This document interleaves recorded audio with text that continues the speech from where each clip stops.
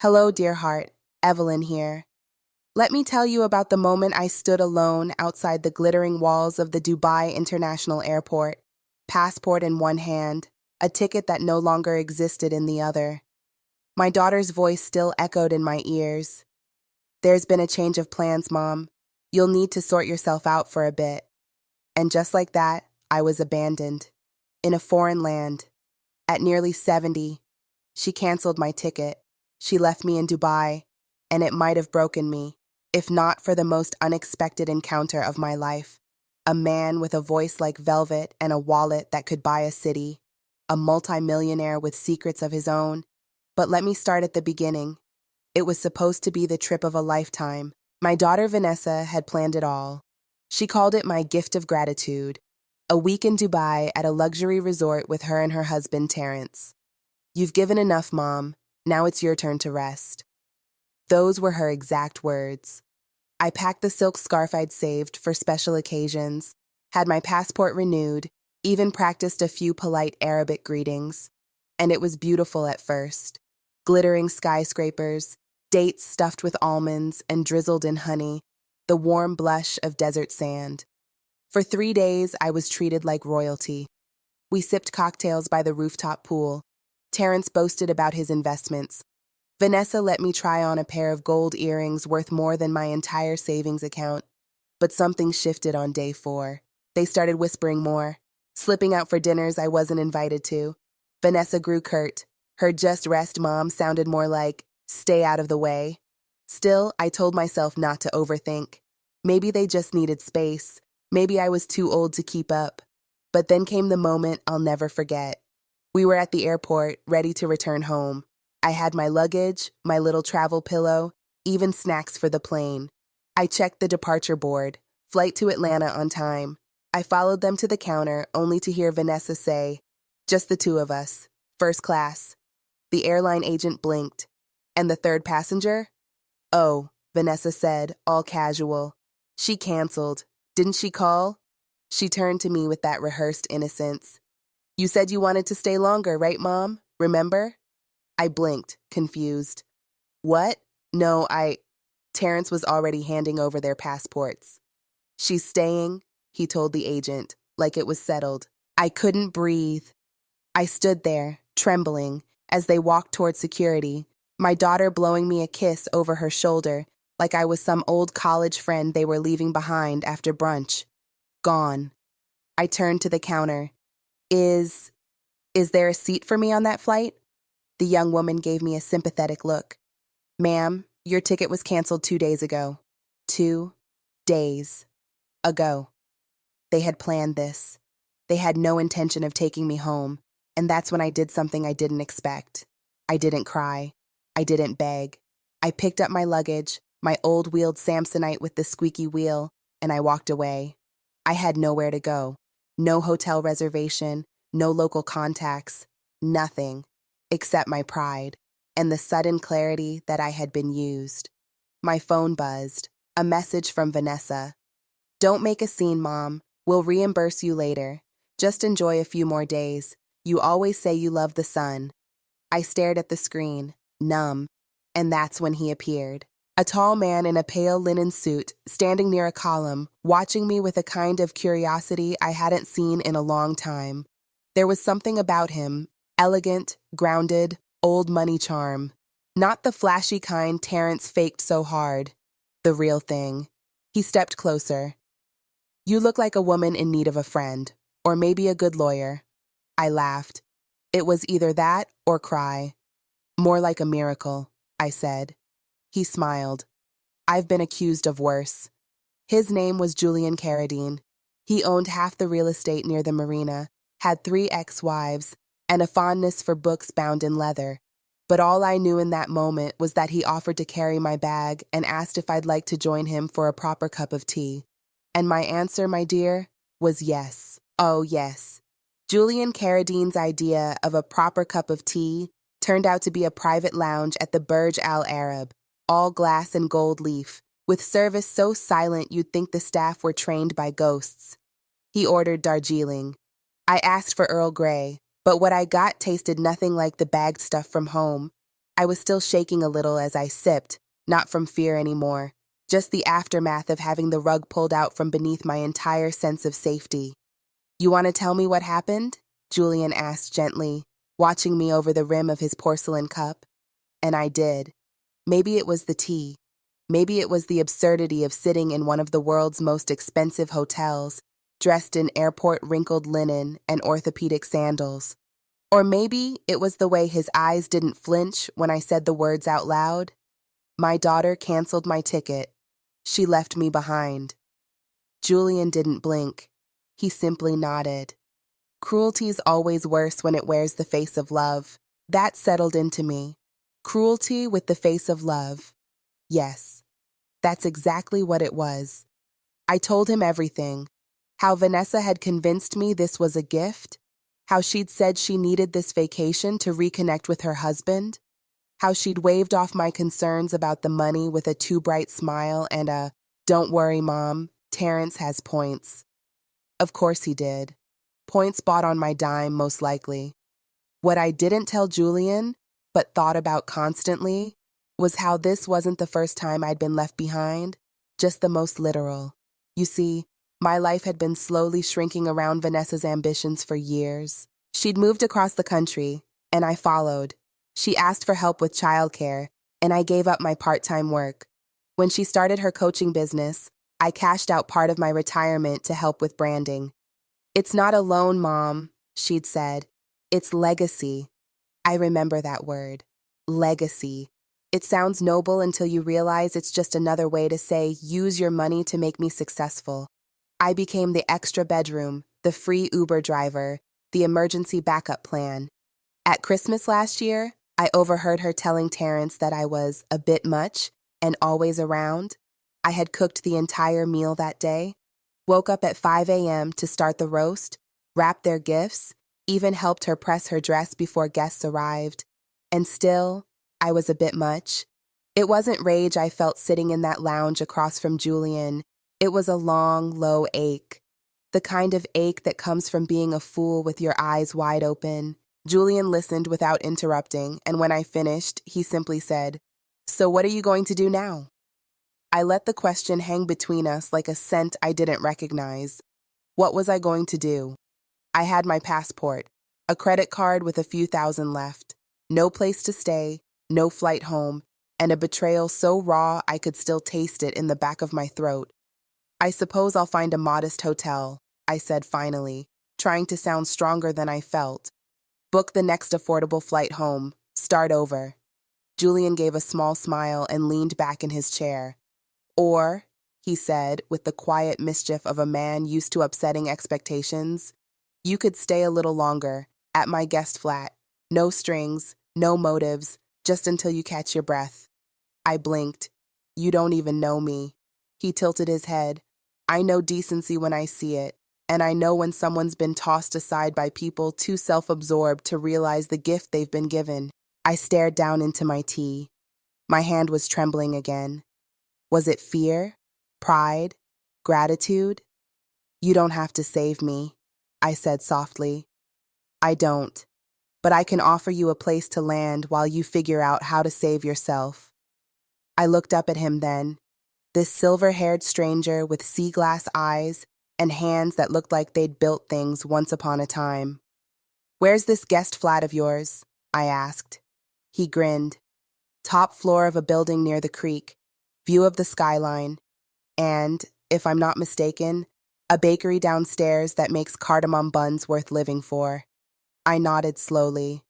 Cardamom buns do have persuasive power. He lifted his teacup. "To new beginnings, then?" I lifted mine too. To breathing again. And so I moved into a penthouse flat with marble counters and a balcony that overlooked a city glittering with possibility. I expected to feel like a guest. I expected to feel shame.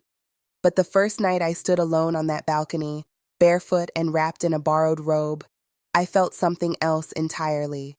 I felt free, and I had no idea yet what was coming, only that my daughter's betrayal had opened a door I never would have dared knock on myself. And through that door, a life I'd forgotten to want was waiting. The morning light in Dubai does something magical to the windows. It hits them with a kind of holy fire, gold and endless, like the sun is whispering to you, wake up. Everything's about to change. I stood on the balcony of Julian's guest flat, a cup of coffee in my hand, and let that light touch me. I felt no rush to be anywhere. No voice asking for juice or help with last-minute homework. No obligation tugging at the edges of my time. Just me. Just silence. But of course, the silence didn't last. On the fourth morning, I woke to find a letter slid beneath the front door. It was written on thick, cream-colored stationery. No return address. My name, Evelyn May Saunders, written in sharp, elegant pen. Not Mom, not Mrs., just me, in full. My stomach turned a little as I unfolded it. Evelyn, I hope this note finds you well. There are some matters that need to be addressed regarding your abandonment at the airport. Terrence and I have spoken to a solicitor here in Dubai, and he advised us to contact you formally. To be clear, we were under the impression that you had decided to stay longer by your own choosing. You expressed fatigue, and we believed it was best for everyone if you rested. Unfortunately, due to this misunderstanding, we've had to adjust our finances unexpectedly, including canceling your return flight. We would appreciate your discretion in this matter. We do not want family business being misunderstood or misrepresented to anyone you may meet, especially not strangers. We will reimburse your return flight within 90 days. Please do not contact Julian Carradine again. His history with our family is complicated. Vanessa. My blood ran cold. There it was, wrapped in polite wording and false civility. Control. They still believed they had the power to tell me what to do, even from a continent away. And worse, there was something hidden in that last line. Do not contact Julian Carradine again. I read it twice, 3 times. What history? He'd never mentioned knowing my daughter, or Terrence. He'd acted surprised when I told him what they'd done. Hadn't he? I folded the letter slowly, pressed my fingers to my temples. I wasn't sure what burned more, Vanessa's arrogance or the sudden creeping realization that maybe I didn't know everything I thought I did. That evening, Julian returned to the flat. He had a way of moving through the space like it belonged to him and also like it didn't, like a man both home and haunted. I handed him the letter without a word. He read it carefully, then folded it once, set it on the table, and let out a slow breath. I was wondering when they'd send that. I looked at him sharply. So it's true? You know them? His jaw clenched. Not well, not anymore. Terrence worked for me once. My stomach twisted. Worked for you? Julian nodded, leaning back against the counter. He was a junior consultant in one of my firms about 7 years ago. Brilliant on paper, reckless in practice. He falsified numbers to impress a client. We caught it before it cost the company, but I had to fire him. And Vanessa? She came to a dinner party with him once. That's all. I stared at him, heart thudding. Why didn't you tell me? He rubbed the back of his neck. Because I didn't recognize her name right away. Saunders isn't what she went by back then. And by the time I realized, it didn't seem like the most important thing to say. Julian, I said, my voice low. You're telling me that you knew my son-in-law lied and cheated, and you didn't think I deserved to know that?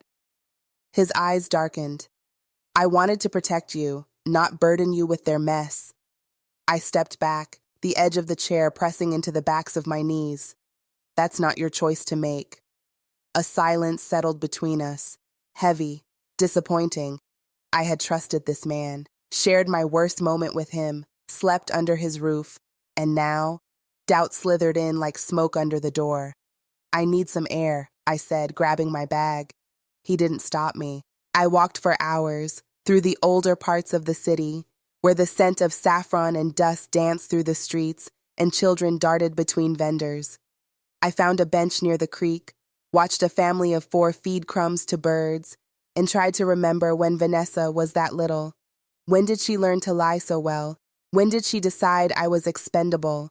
I kept thinking about the phrase in her letter, "We appreciate your discretion." It wasn't just manipulation. It was fear. Fear of exposure. Fear of people finding out that their curated life was built on cruelty. And fear, I realized, is a crack in the armor. I pulled out my phone, typed a message. "Julian, I need to know everything. No more kindness. No more protecting me. The truth. Now." It took 3 minutes for his reply. "I'll tell you everything. Meet me at the library lounge." 9 p.m. When I arrived, he was already there, a bottle of something amber on the table. No glasses, just two people at a reckoning. "I knew they were snakes," he said quietly, not looking at me. "But I didn't know they'd turn on their own blood." He slid a folder across the table. "Terrence tried to steal from me. Then he tried to use Vanessa's connections to get close to other investors. When that failed, he blamed me for his failures, even claimed I sabotaged his career." "And Vanessa?" Julian hesitated. "She tried to seduce me." I stared at him. He looked ashamed. "She was angry, said Terrence had let her down, wanted revenge, or power, or both." I felt something cold bloom in my chest. "Did you?" "No," he said firmly. "I told her I wasn't that kind of man, that her loyalty should be to her husband and her mother. She told me I'd regret humiliating her." I leaned back in my chair, my daughter, my flesh, my blood, threatening a man because he wouldn't sleep with her, and then leaving me in an airport like luggage she didn't want to claim. Something hardened in me then. "I won't be quiet," I said softly. "Not for them, not anymore." Julian met my gaze. "Good, because I have something else for you." He pulled out a slim envelope. Inside was a printed itinerary. Flight details. First class. Direct to Atlanta. I looked up, confused. "I bought it the day after I met you," he said, "in case you decided to go home, no matter what happened between us." I blinked back something that felt dangerously close to tears. "I don't know if I'm ready," I whispered. He smiled, slow and sad. "Then let's make sure, Evelyn. Let's make sure when you return, you don't return the same." I didn't sleep that night. I sat in the guest flat with the city glittering beneath me, the folder from Julian heavy in my lap. I reread every page, every line, every damning detail about Terrence's lies and Vanessa's games. I found myself whispering to the glass walls around me, "I raised her better than this." I did. I know I did. But there it was, in ink and numbers, in hotel charges billed to fake clients, in emails where Terrence tried to name-drop Julian's connections, and in Julian's own neat handwriting, notes from the night Vanessa had made her offer. Her revenge, she'd called it. Somewhere between dawn and coffee, I stopped thinking like a mother, and I started thinking like a woman who had something to say. By noon, I had a plan. I messaged Julian, "Can you get me access to your PR firm? I need a few hours of their time." He didn't hesitate. He just replied, "You'll have the conference room at 3, anything you need." I showered, pressed my blouse, put on lipstick, not the soft pink shade Vanessa once told me looked a little too retro, but my favorite red, the one George always said made me look like I meant business. And then I wrote. I wrote the truth. It wasn't a manifesto. It wasn't revenge. It was just clarity. A clean accounting. I titled it, "A Letter from a Mother Left Behind." It opened like this. I gave birth to a daughter who now sees me as a burden. I bought her dresses, paid for her dreams, and held her child through 3 long nights of colic when she was too tired to go on. And last week, she left me at an airport in Dubai with no return ticket, no apology, and no shame. By 5 p.m., it was on social media.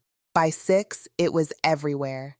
Not because I had followers, I didn't, but because Julian knew how to press the right keys. "This is the kind of thing people feel, Evelyn," he'd said. And feeling? That spreads. I didn't name names. I didn't have to. The story hit people in the place where we're all still small children craving our mothers, or mothers praying to be seen. The comments poured in. My daughter hasn't called in 6 months. I thought it was just me. My mom raised me, and now I never ask her how she's really doing. God, I'm sorry. You're not invisible. You're not alone. Thank you for saying what so many of us can't. And then the message came from Vanessa. How dare you? You think putting our family's business online is going to make people side with you? Do you know what you've done? Terrence's partners saw this. He's furious. We're being humiliated. Delete it. Now. No apology. No regret. Just panic. Good. I didn't respond. Julian and I walked through a night market later that evening, shoulder to shoulder beneath lanterns strung like constellations. We bought fresh dates, warm bread, tea so sweet it made my teeth ache.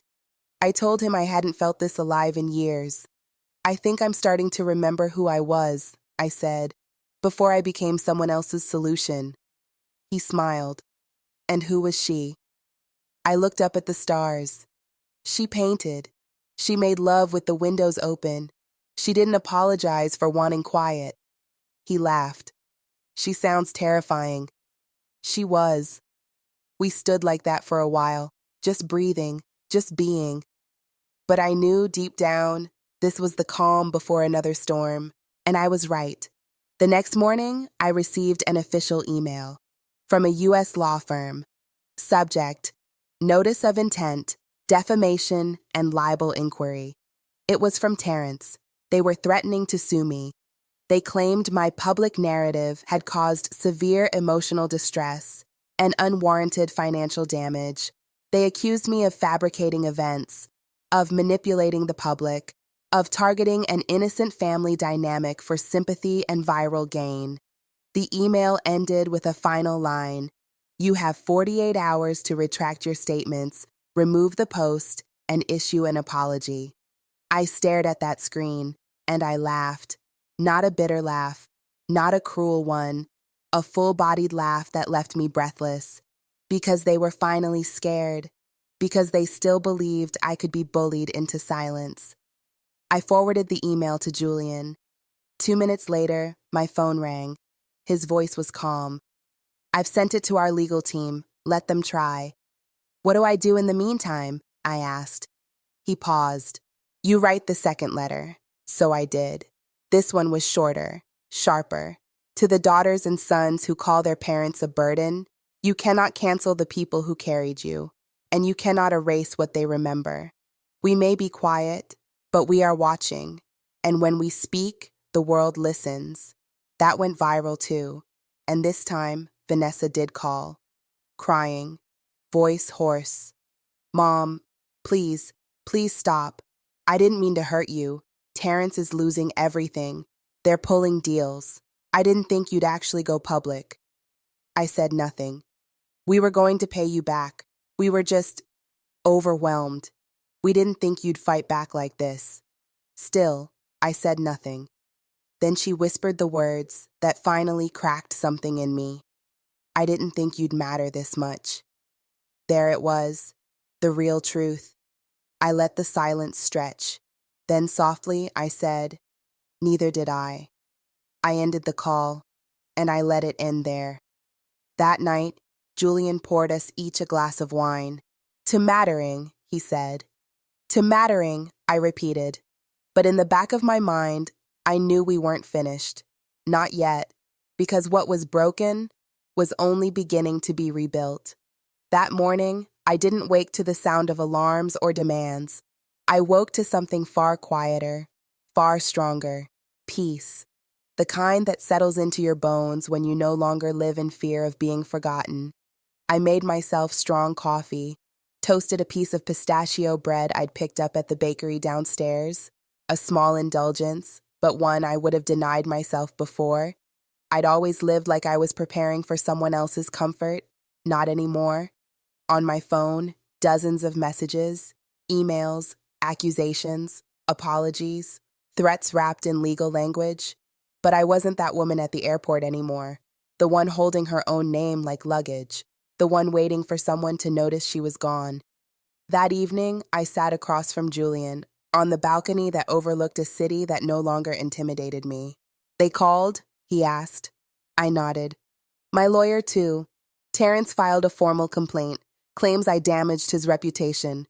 He wants me to retract my posts, issue an apology. I smiled, slow and certain. But he didn't count on the fact that I kept everything. Every bank transfer, every message, every request for money, all signed, all dated, all stored. Julian poured us each a glass of wine. Are you sure you want to see this through? I looked at him, at this man who saw me at my lowest and never once tried to fix me, only stood beside me while I found my way.